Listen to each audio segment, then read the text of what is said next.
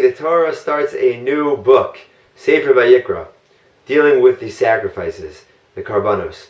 And I want to share with you a thought that I found to be very inspiring. In general, these passages of the Torah seem to be a bit archaic, hard to relate to, but so many values and lessons can be gleaned. There's a sacrifice called the Olas Of, a bird sacrifice.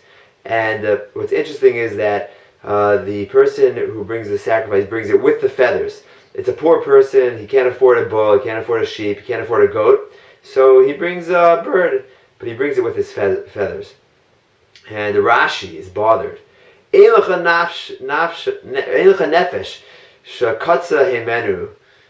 no person that is disgusted by the smell of burning feathers. So why would he put the feathers on the altar?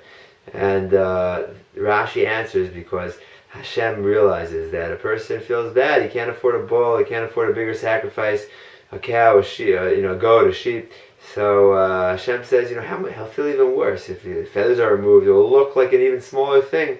Hashem says, leave the feathers on. He'll feel a little bit better.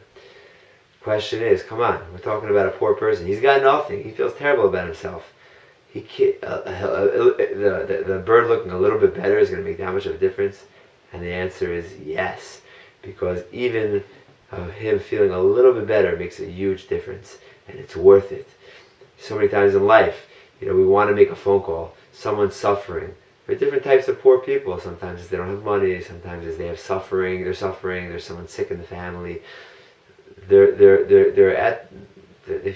feeling bad, and we want to make a phone call, but we hesitate because we think to ourselves, "Do they really want to hear from me? Am I going to make them feel that much better?" And the answer is, even if they'll feel a little better because they heard us calling and that we think about them, it is worth it. That is what Rashi is teaching us. Leave the feathers on. He'll feel a little bit better because his bird looks a little bit bigger.